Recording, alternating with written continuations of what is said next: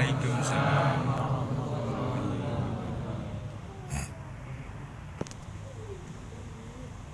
Nahmaduhu wa nusalli wa nusallim ala rasulihil karim wa ala alihi wa ashabihi ajma'in wa ba'd. Qala Allah tabaraka wa ta'ala fil Qur'anil karim,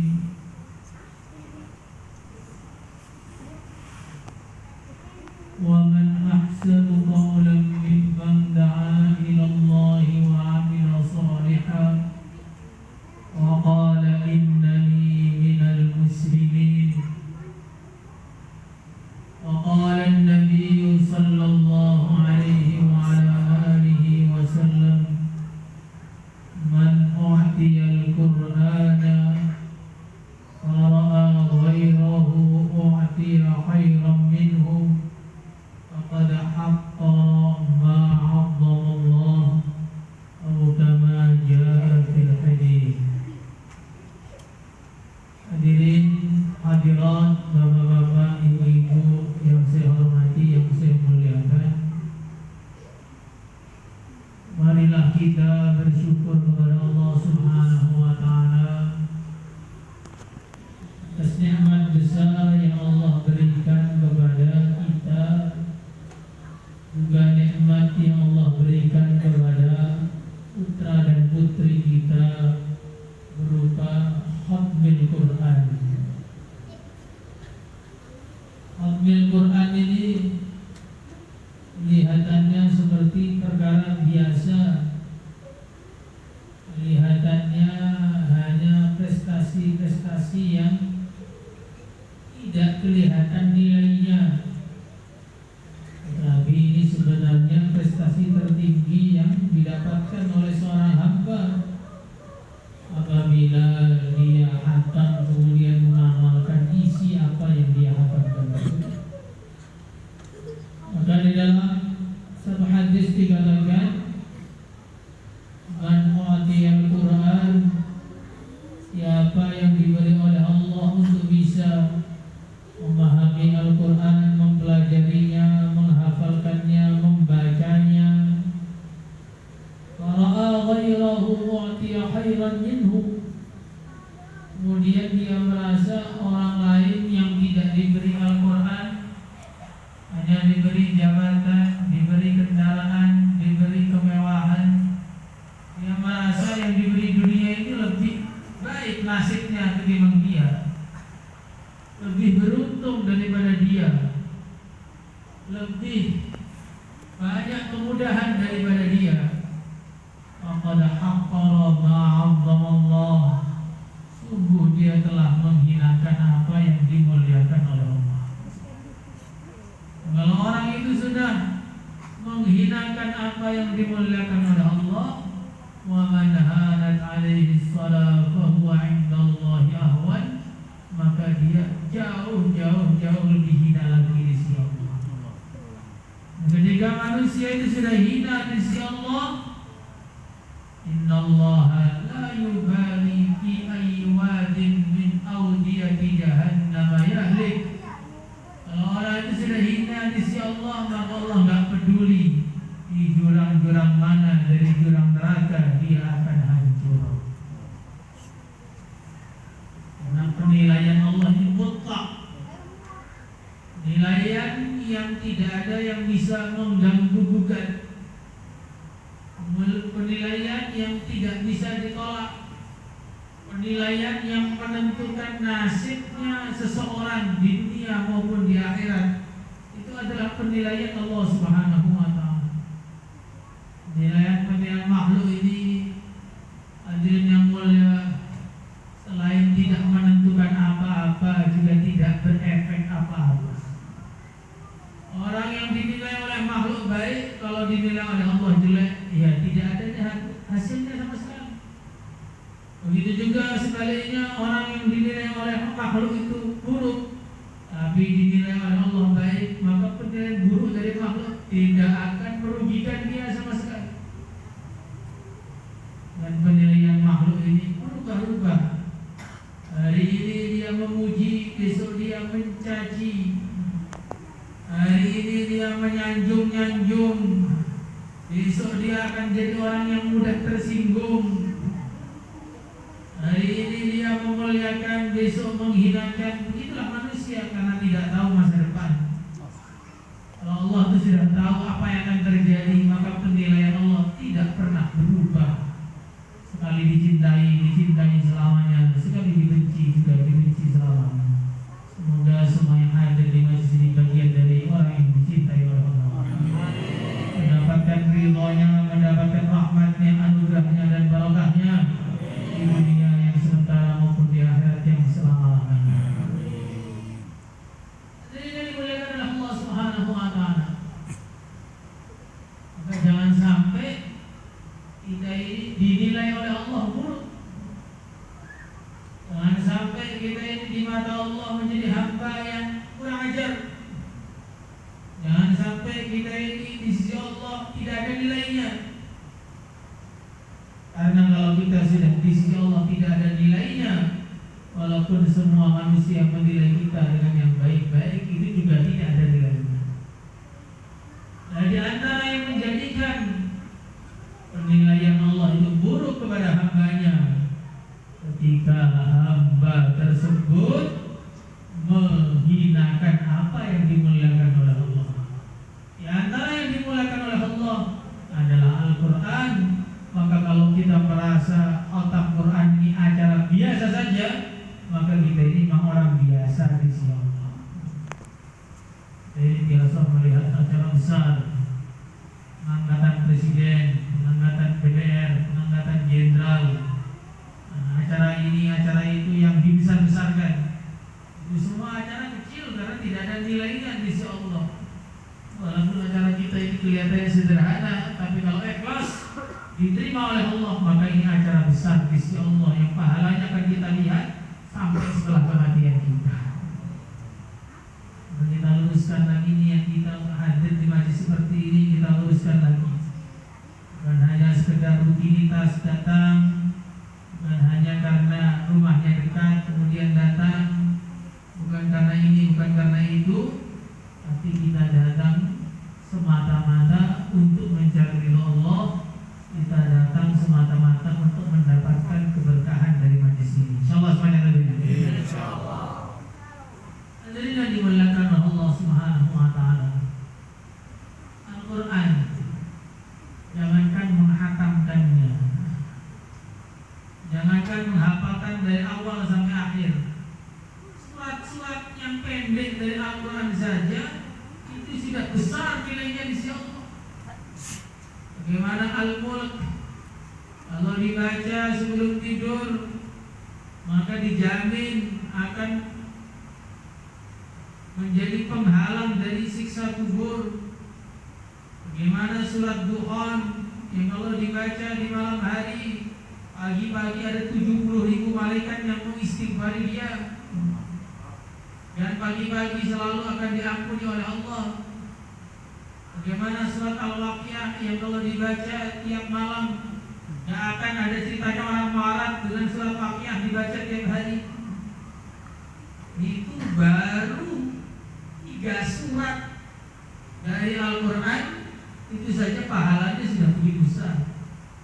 Al-Ikhlas kalau dibaca 10 kali, satu istana di surga akan dibangunkan oleh Allah baginya membaca surat Al-Ikhlas. Itu ada surat-surat yang pendek-pendek, itu pahalanya sudah begitu besar. Ceritakan ketika ada orang wafat, ada cahaya yang menyinari wajahnya, menyinari perutnya, menyinari kakinya. Maka ketika ditanya, ini kenapa kok bisa ada cahaya-cahaya begini? Ini adalah bacaan dari Alif Lam Mim Tanzil Sajdah yang setiap hari dibaca, ayatnya menerangi kuburnya, menerangi hidupnya. Allah hafid Quran itu bukan hanya Alif Lam Mim Tanzil, bukan hanya Tuhan, bukan hanya Waqiah, bukan hanya Al-Mulk, mulai awal sampai akhir ada di dada dia. Nah, ini kemuliaan yang tidak bisa dibayangkan. Yang akan bisa kita pahami kemuliaan ini sebelum kita sampai di akhir sana, nggak akan paham. Kalau di dunia ini yang paling Quran, disuruh ngimami taraweh, dapat uang 1 juta, 2 juta, hafid Quran, diundang acara qiraat. Ya kurang lebih begitu saja. Tapi begitu nanti di akhirat, hafid Quran akan jadi wajahnya bercahaya, bisa dipandang dari 1000 tahun perjalanan. Semoga termasuk wajah kita semua. Amin. Hadirin yang dimuliakan oleh Allah Subhanahu wa taala.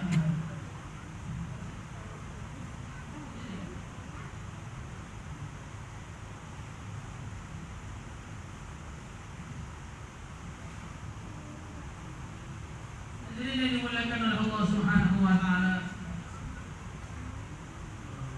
Maka ini bisa kita lihat nilainya orang itu ketika jadi hafid Al-Quran, yang mana yang diceritakan oleh Nabi Sallallahu Alaihi Wasallam di dalam hadis itu baru pahala yang diberikan kepada orang tuanya. Siapa yang hafid Al-Quran, maka orang tuanya akan diberi mahkota dari cahaya yang seperti cahaya matahari kalau masuk dalam rumah kita. Itu baru pahalanya orang tua yang nggak apa-apa orang tua itu. Mungkin juga orang tuanya nggak pernah menyemangati hafid untuk jadi hafid Quran. Mungkin juga nggak pernah membiayai. Mungkin juga nggak pernah mendoakan. Mungkin juga bahkan melarang orang mau jadi hafid Quran, dilarang-larang sama orang tuanya. Tapi orang tua yang modelan begitu pun Allah kasih pahala yang begitu besar. Gimana kalau orang tuanya mendukung, mendoakan, membiayai? Bisa dibayangkan lagi. Orang tua yang mendukung, orang tua yang terbejat, yang pernah ada di suatu tempat, ketika dia mati setiap hari disiksa. Begitu anaknya mulai baca Bismillahirrahmanirrahim, maka langsung siksaan itu berhenti. Allah bilang, aku malu menghadap dia, sedangkan anaknya sedang mempelajari firman-firman. Baru bismillahnya itu orang tuanya tidak bayar, tidak mati, bagaimana membayarin? La ilaha illallah.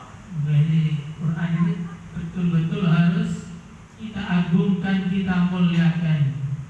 Sejauh mana kita memuliakan Quran, sejauh itu pula derajat kita di sisi Allah. Sejauh mana kita betah untuk membaca Al-Quran, sejauh itu pula kejernihan hati kita. Kalau orang bilang kita ini soleh atau kita nggak soleh, nggak usah peduli. Kita lihat kita ini baca Quran apa enggak. Kalau kita ini baca Quran, ya, kesolehan itu bukan hanya sekedar impian, tapi langkah jelas yang sudah mendekati tujuan. Tapi kalau kita ini nggak pernah baca Quran, maka kesolehan itu hanya angan-angan dan bualan, tidak ada pembuktian.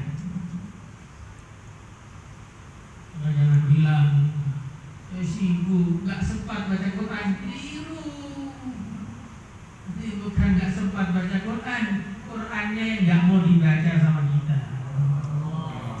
Nah, rokok atau ghibah, banyak bohong, banyak ngomong buruk, akhirnya mulut yang begitu nggak mau Quran dibaca, sama mulut yang begitu nggak mau. Makanya kita ini harus nangis kalau ada hari yang kita tidak membaca Quran di hari itu. Saya baca Al-Fatihah untuk sholat, nah itu wajib, kalau itu bukan wajib. Itu bukan hanya sekedar itu. Kalau orang disuruh makan setiap hari nasi saja, mau enggak? Enggak mau, cuma nasi aja tanpa lauk mesti marah-marah. Kamu kira saya ini kambing apa? Gak ada variasi hidup. Tapi kalau urusan agama, ya baca Fatihah aja itu pun masbuk, langsung rukuk, nggak sempat disempurnakan Fatihahnya. La ilaha illallah. Nah, hadirin yang dimuliakan oleh Allah Subhanahu wa taala. Ini perlu kita syukuri betul. Acara khatam Quran kita syukuri betul. Dan harus kita ingat bahwa mungkin walaupun yang khatam bukan keluarga kita, yang khatam bukan anak kita, tetap itu adalah satu perkara yang bermanfaat. Tetap satu perkara yang bermanfaat, karena orang iman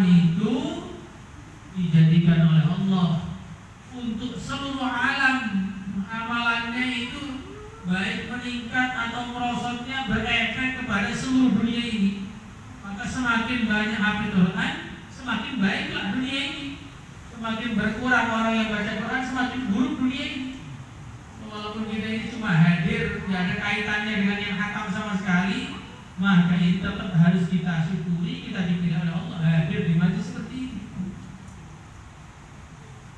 Jangan lu, wah saya hadir lagi hujan, tempatnya jauh, masuk di hutan-hutan ini, walaupun hutan sawah, masya Allah mewah, mepet sawah.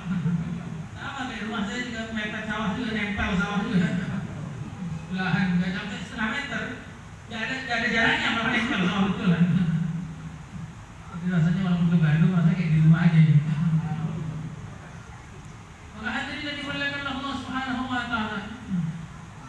Aman salaka tariqan yaltamisu fihi ilman sahalallahu lahu bihi tariqan ilal jannah. Langkah-langkah kita ini semoga semakin mendekatkan kita ke surga. Amin.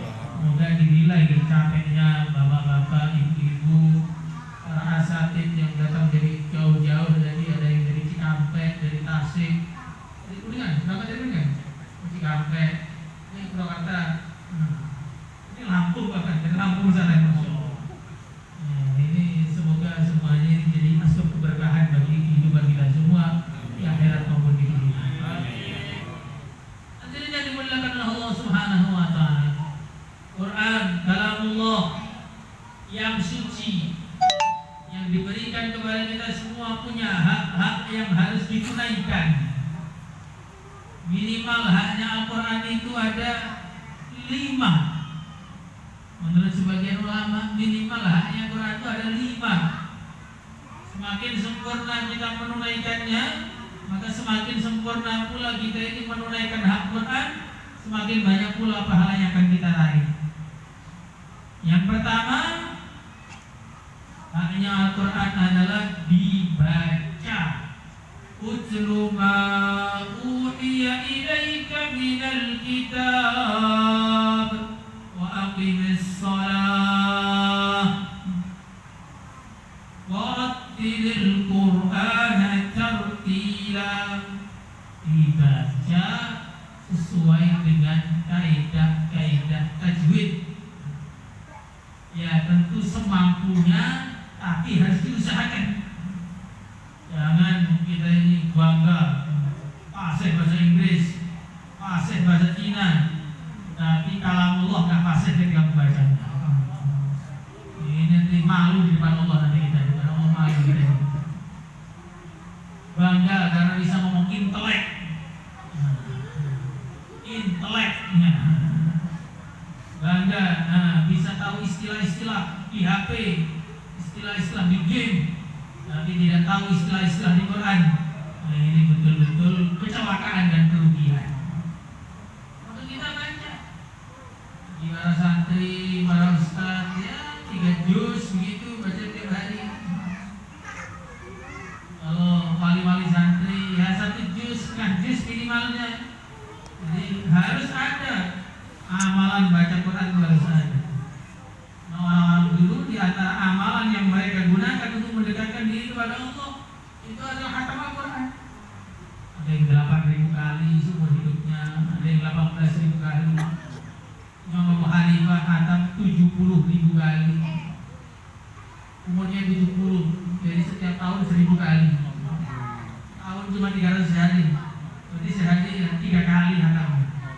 Dan dia bukan pengangguran, punya anak, punya istri, punya toko, punya murid, tapi bisa khatam 3 kali sehari. Nah kita ini kadang-kadang juga nggak tahu ngapain, tapi nggak punya apa-apa. Ini nggak pernah baca. Masya Allah. Jadi ini harus disempat-sempatkan. Jangan nunggu kesempatan, karena kesempatan itu sering datang tapi tidak pakai. Kita sempat-sempatkan. Sambil nunggu sholat, sambil nunggu toko, sambil dalam perjalanan, terus kita pegang Al-Quran itu kita baca, nanti insya Allah 1 juz sehari itu ringan saja. Tapi kalau nunggu kesempatan Ramadan setahun sekali, nah nanti ada pas Ramadan pun karena baru mulai berlatih, tanggal 1 baca, tanggal 2 istirahat, baca lagi tahun depan. La ilaha illallah.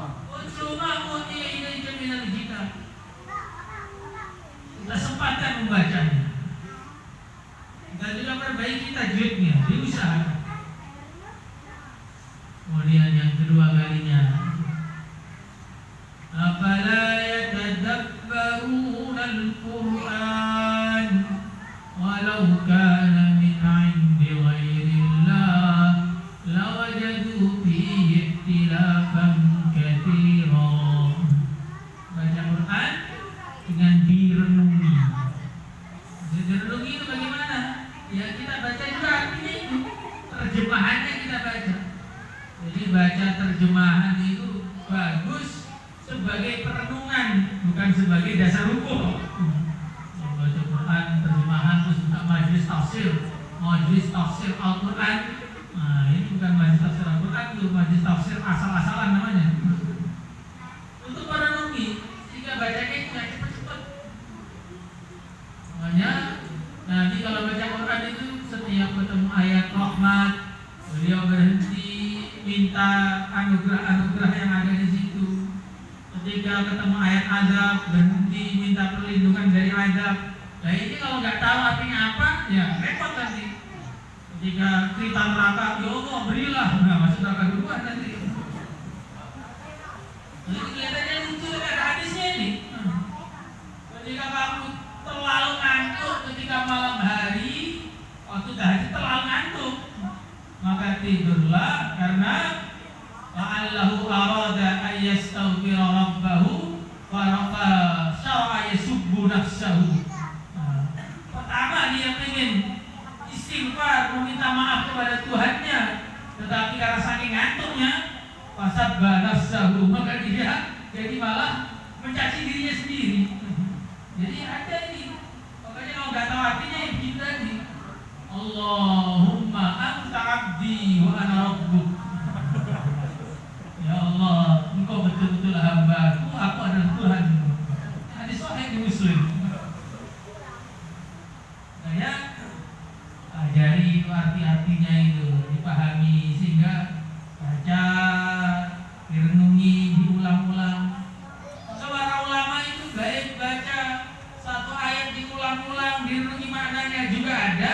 Yang baca banyak juga ada, yang nggak ada ini yang nggak baca, nggak ada yang nggak baca.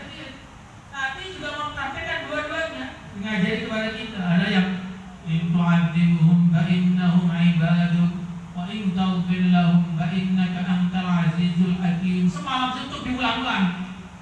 Ada juga satu rakaat langsung 7 juz juga pernah. Jadi artinya baik baca banyak maupun baca dikit. Dengan dua metode ini semuanya pernah diajarkan. Yang enggak diajarkan itu baca status, itu enggak diajarkan itu. Baca story itu enggak diajarkan. La ilaha illallah. Kemudian yang ketiga dan keempat, khairukum man ta'allama al-Qur'ana wa 'allamah.